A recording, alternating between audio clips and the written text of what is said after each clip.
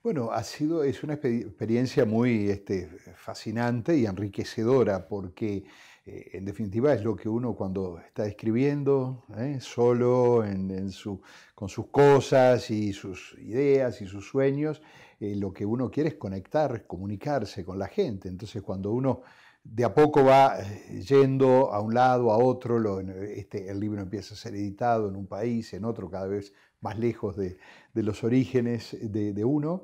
En definitiva, uno se sorprende de encontrar gente de latitudes muy distintas y de culturas incluso muy distintas, de idiomas distintos, y que podemos comunicarnos con tanta fuerza, ¿no? En la cual estamos, en minutos estamos hablando a veces como viejos conocidos, ¿no? ¿Verdad? Esa es la maravilla de la literatura, ¿no? Es decir, cómo nos transporta, nos hace poner los zapatos de otros, y nos hace en definitiva sentir cosas. Yo creo mucho que, estoy hablando de las novelas, por supuesto, que lo que uno transmite básicamente son sentimientos. Bueno, entonces, respondiendo tu pregunta, ha sido lo maravilloso de encontrar de que esos sentimientos que a uno lo sacudían y lo llevaban a escribir la historia, decía, esta historia tiene que ser escrita, merece ser conocida, luego encuentra otros almas por otros lados que piensan lo mismo, ¿no? Eso es algo absolutamente fascinante y, como decía, enriquecedor, ¿no?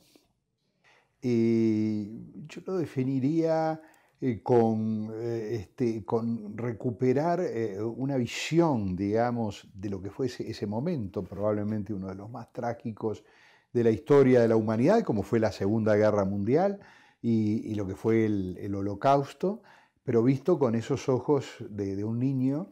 Y a mí me gusta una frase de un arquitecto e ingeniero mexicano, Luis Barragán, que yo lo admiro enormemente, que él hablaba del arte de mirar con inocencia, ¿no? Entonces, Charlotte es una niña que pasa huyendo, escondida entre los 8 y los 12 años, y sin embargo no pierde esa mirada del niño, ¿no? ¿Verdad? Que nos hace sentir mucho, reflexionar mucho, ¿no? ¿Verdad? Por supuesto, porque los niños creo que son las grandes víctimas de todas estas tragedias, no las únicas, pero las más, pues son los más indefensos por de pronto, los que tienen menos formas de defenderse, entonces ver todo eso a través de los ojos de Charlotte, y para mí fue muy fascinante porque cuando Charlotte me relata esto, ella ya tiene otra edad, ¿no? ¿Verdad? Sin embargo, y es algo que uno puede hacer la prueba con uno mismo, ¿no? ¿Verdad? Cuando uno empieza a recordar cosas de la infancia temprana como es esta, enseguida uno se transporta y hasta en el lenguaje, en los gestos, vuelve a revivir esa época. Entonces, reitero, es el de una niña que dice, bueno, ¿qué está pasando en este mundo, no verdad? Y que no pierde la inocencia, no pierde la ilusión. Hay que ver lo que era eso, en lo cual no se sabía qué podía pasar el día siguiente y no se sabía cuánto iba a durar, ¿eh? Porque hoy lo estamos viendo con el diario del lunes, ¿no verdad? Es decir, ya los hechos pasaron, terminaron, pero en aquel momento era sobrevivir hasta mañana y después hasta mañana y después hasta mañana y sin saber cuándo terminaba eso, ¿no?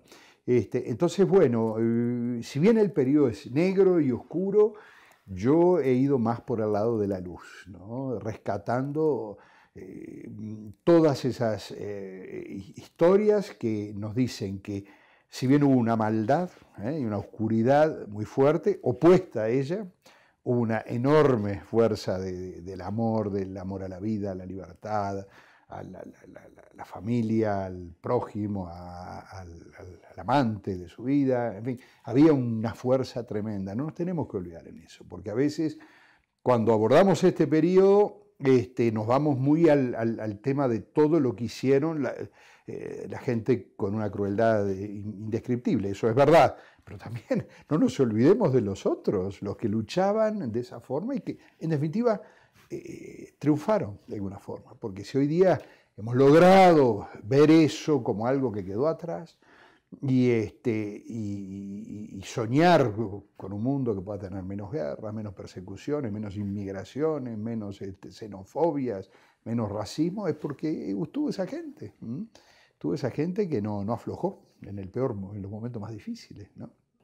Sí, a mí me gusta esto de poder mostrar una realidad compleja como fue esa, a través de diversas historias y diversas vidas con otros personajes importantes, y sin duda con unos cuantos otros personajes que acompañan también. Y allí hay personajes que también descubrí, digamos, como este voluntario uruguayo, Domingo López Delgado, que siendo un muchacho de 20 y pocos años del interior del país, dice, no, yo voy a defender la libertad, y se cruza el océano, en el peor momento, para ponerse no del bando del ganador, sino del bando del perdedor, ¿no? Eso es maravilloso, y como hubo uruguayos, hubo mexicanos, y yo conozco algunos también. Entonces, eso me parece maravilloso, ¿no? Son otras facetas de ese conflicto que también hay que recordar. Otros personajes, obviamente, no sobrevivieron, y entonces uno los tuvo que reconstruir más con documentación, con testimonios de las familias. Está el tío de ella, que era un muchacho también joven, que en vez de tomar el camino que toma Charlotte de esconderse, desaparecer, huir, él dice, no, me vuelvo a Polonia a defender a mis padres, y se mete en la boca del lobo, ¿no? Entonces de él sabíamos pocas cosas. Cuando empezamos a construir el personaje, yo tenía, por supuesto, el relato de Charlotte, que un día lo vio partir, y era un tío muy querido de ella, que era casi un poco más de la edad de ella, pero muy, muy compañero, y sabía que se había partido, ¿no? Y no sabíamos mucho más. Yo buscando ahí sí en documentos, en relatos, reconstruir lo que fue la realidad de esa pequeña población de Konski, donde un día apareció el propio Hitler y al otro día apareció Leni Riefenstahl, la cineasta del Tercer Reich, y qué vivió esa gente, y felizmente conseguí alguna documentación específica de Alter, del tío. Entonces pudimos ir reconstruyendo esa historia, ¿no? Después tenemos esta historia de este militar georgiano que era una figura emblemática, y es hoy en Francia una figura emblemática de la talla de esos grandes como militares, ¿no? Como De Gaulle, o como, bueno, que hablar Napoleón, y bueno, él era una figura muy, muy conocida, pero del cual se sabía muy poco, porque él murió también joven, en una batalla que es la primera derrota del nazismo en cualquier frente de batalla, que fue el Alamein, ¿no? Y ese personaje yo llegué a través del relato directo de Domingo. Domingo me hablaba así, porque yo hablaba con Dimitri. Le digo, pero no puedo creer que tú hablaras con Dimitri, ¿no? Dimitri es una figura venerada ¿cómo tú hablabas con él? Sí, ¿qué hablaban? Bueno, entonces, a partir de allí, también otro viaje más, hasta que logré encontrar una hija de Dimitri Amilakbari, y hablar con ella de su papá y todo eso. Y bueno, es un trabajo de construcción de los personajes que mezcla testimonios, que quizás es siempre lo más valioso, documentos, visitas a los lugares donde sucedieron los hechos en todo lo posible.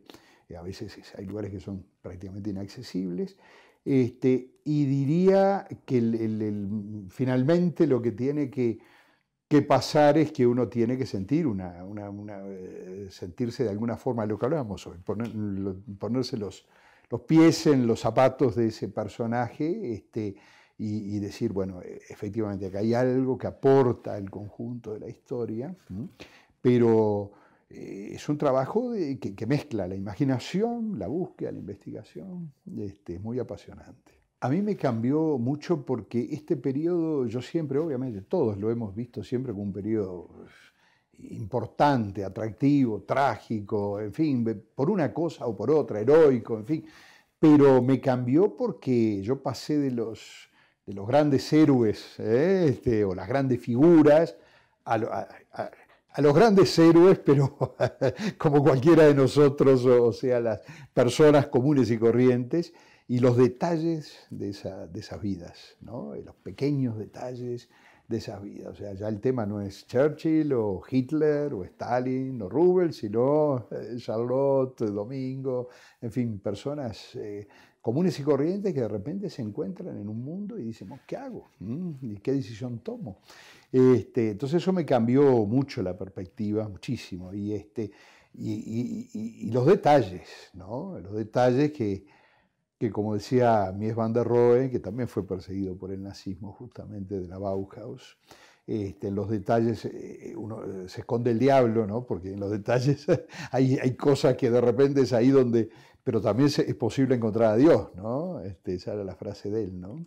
Es posible encontrar a Dios, o sea, hay pequeños detalles que uno dice, esto es increíble, ¿no? Y acá, y ve, digamos, para quien nos esté viendo, por ejemplo, cuando ella está escondida, ya bastante avanzado, no tienen más juguetes, no tienen nada. La mamá dice, bueno, algo tiene que hacer esta niña encerrada todo el día, y entonces junta los volantes, los tracts que tiraban los nazis, y con esos volantes les hace un juego de dominó, por ejemplo, ¿no? Y entonces la niña juega, pero esos volantes, justamente lo que decían, muchos de ellos, desde el otro lado, era exhortar a denunciar a los judíos escondidos, ¿no? Entonces la niña, con ayuda de su mamá, juega y logra reconstruir momentos lúdicos y tener algún sueño alguna, logrando, utilizando lo que ni más ni menos que los incitaba a su destrucción. Ese me parece un triunfo de la vida sobre la muerte, en un relato mínimo, que si no me lo hubiera relatado Charlotte, no hay novelista que se le pueda ocurrir. Y si se le ocurre, uno diría, no, esto no puede ser verdad, ¿no? Hasta que uno lo oye, que es verdad. Entonces esos detalles creo que nos enriquecen muchísimo. Es lo que yo espero poderle transmitir al lector, que, reitero, que se meta dentro de todos esos grandes héroes desconocidos y anónimos, pero que a la larga son los que ayudaron a aguantar toda que esa barbarie pasara, ¿no? Digamos, en este caso hubo una especie de anécdota detrás ahí del nacimiento de la historia, porque fue absolutamente casual, ¿no? Cuando bien, como dicen, la historia lo encuentra uno, porque yo a Charlotte la conocía de muchos años, por su actividad universitaria, y habíamos hecho hasta proyectos juntos, y un día me invita hay un cóctel en la casa, en la cual hay otros invitados, pero yo soy el primero en llegar, ¿no? ¿Verdad? Y en esos minutos previos en los que estábamos ella y yo solos, esperando que llegaran los demás, se me ocurre preguntarle, y dime, Charlotte, ¿dónde pasaste los años de la guerra, ¿no? Y son minutos que uno normalmente habla de cualquier cosa, de bueyes perdidos, decimos nosotros. Y a mí se me ocurre esa pregunta. ¿Y por qué se me ocurrió? No lo sé hasta hoy día, ¿no? ¿Verdad? Y la tomé de sorpresa y me deslizó algunas frases, en el sentido de que ya tenía 8 años, que estaba en Lieja, algunas de las cosas que ya hablamos, y que el padre tomó la decisión de desaparecer así en días, ¿no? Y que a partir de allí vivió escondida 4 años, huyendo de un lugar a otro. Y la frase que a mí digamos, diría que ayudó a nacer tanto esta historia, es que le digo, pero ¿y Charlotte, y dónde te escondías? Y me dice, bueno, dice, por ejemplo, en Lyon, pasé 1 año adentro de un ropero. Entonces cuando me dice eso, digo, no puede ser. ¿No? ¿Un ropero cómo? Sí, como este que está acá, como los que todos tenemos en nuestras casas, de madera, ¿no? No puedo creerlo. Y ahí llegaron los invitados, se cortó toda la magia del momento, y a partir de ese momento yo dije, bueno, acá está esta historia. Y cuando voy a hablar con ella, unas semanas después, digo, Charlotte, me gustaría contar esto, me parece que es algo que tiene vida, que tiene mucho contenido, y me dice, no, pero no podemos contarla. ¿Y cómo que no puedo contarla? No, dice, tú conoces a mi esposo, yo lo conocí ya cuando vine a Uruguay, estamos casados hace más de 50 años, y él no sabe nada de esta historia, sabe apenas alguna idea general, pero más nada. y mi hijo tampoco, y mis nietos menos, entonces no puedo salir a contarlo en un libro. Y es ese temor que tenían los sobrevivientes de, de que de alguna forma si volvieran a relatar eso, como que volvían a vivir el tema, y entonces durante muchos años quisieron como olvidar, ¿no? Dejar atrás. Pero bueno, nunca se puede, y en este caso, felizmente, no. Al final, Charlotte, después de varios meses, ¿no? de diálogo, la familia ayudó mucho, la familia quería que ella contara esa historia. Y yo creo que a ella le ha hecho mucho bien, a todo el conjunto de su familia. Ayer, en estos días, acá en la presentación acá en México, apareció una nieta de un personaje que vive aquí, es decir, de un tío que aparece en la novela, tío Paul, y cuya nieta vive actualmente en México, ¿no? Y bueno, con mucho orgullo de saber todas esas cosas, de su familia, ¿no? O sea, fue un proceso muy especial, por supuesto, que desde el momento que me dijo que sí, empezamos a reunirnos, estuvimos 2 años reuniéndonos, tomando nuestros cafecitos y despacio, tranquilo, tratando de ir abriendo el arcón de los recuerdos y sacando esas pequeñas cosillas que después le van dando la vida a la historia, ¿no? O sea que ha sido todo para mí un viaje personal, ¿no? Una experiencia personal muy enriquecedora que va mucho más allá de lo que uno dice, bueno, escribir un libro es toda una experiencia de vida, ¿no? Sí, alguien ha dicho que el fenómeno del nazismo, de la forma que se expandió tan rápido, además, en tantos países, ¿no? Bueno, fue un fenómeno. Nació en un país que era uno de los más desarrollados en ese momento, pero se expandió a muchos otros. Hubiera sido imposible sin los trenes, ¿no? Pero en mi historia entran por un relato de ella también, en el cual cuando estaba justamente escondida en los momentos más oscuros, probablemente ahí cuando estaba en Lyon, que era probablemente el momento más oscuro, que prácticamente no podían asomar la nariz. Ya se había instalado Klaus Barbie allí, que era una figura muy eficiente, lamentablemente, desde el punto de vista de lo que era la persecución y la búsqueda y el rastrillaje de personas escondidas. Entonces, cuando a ella la dejaban salir, a mí hubo 2 o 3 cosas que me dijo, que la dejaban salir una vez, no sé, por mes o cada varias semanas. Y me decía, no, yo no me gustaba ir a donde había gente. ¿Y por qué? No, porque se iban a dar cuenta de lo que yo era. Y invito a los amigos que nos están viendo a que vean en la tapa del libro mismo, porque esta es una foto real, ella perdió casi todo, pero salvó 2 o 3 fotitos. Esto es lo que ella era. ¿Qué es esto? Es una niña de 8 años. Sin embargo, ya la situación era tan terrible de desprecio al ser humano que ella ya se veía como alguien, una especie de monstruo que iba a ser identificado e inmediatamente agarrado, ¿no? Entonces no se animaba a ir donde había gente. Entonces se iba a una lomita que había en la salida de la estación y miraba los trenes.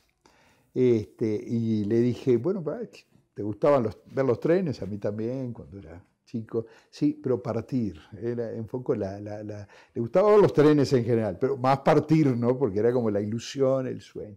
Hasta que un día ella descubre que los trenes ya no llevaban más las cosas que llevaban antes.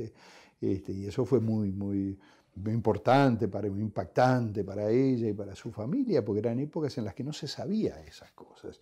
Se decía, ¿no? Están saliendo trenes al este era la expresión que se usaba, no sabía ni siquiera todavía que había campos de exterminio, no, los llevan al este. Pero se dudaba, será cierto, no puede ser, es demasiado bárbaro, esto no puede ser. Y bueno, ella ve ese fenómeno, ¿no? En fin, ella siempre tuvo esa cuestión. Creo que todos tenemos algo lúdico, ¿no? Con los trenes tienen un encanto, ¿no? Un poco particular, pero bueno, en estos escenarios se pueden transformar en otra cosa también. Lo recomiendo como la posibilidad de ver, sentir y reflexionar también sobre personas de carne y hueso, en ese escenario, cómo vivían, qué hacían, y cómo no renunciaban a sus sueños, ¿no? Y cómo no renunciaban a creer que podían. Algunos lo lograron, otros no lo lograron, mismo dentro de la familia de Charlotte y dentro de muchos de estos personajes que aparecen en el libro, pero creo que hay un mensaje de una enorme fuerza de vida. Es decir, yo lo recomendaría al lector diciéndole que no piense que aquí va a encontrar algo de horror, más horror, más horror. Eso ya lo sabemos, ya está. No, acá va a encontrar mucha cosa de luz, mucha cosa de esperanza, mucha cosa de amor, que nos ayuda a todos en la vida, nos ilumina a todos en la vida. Yo pienso que quien lo lea no va a permanecer indiferente.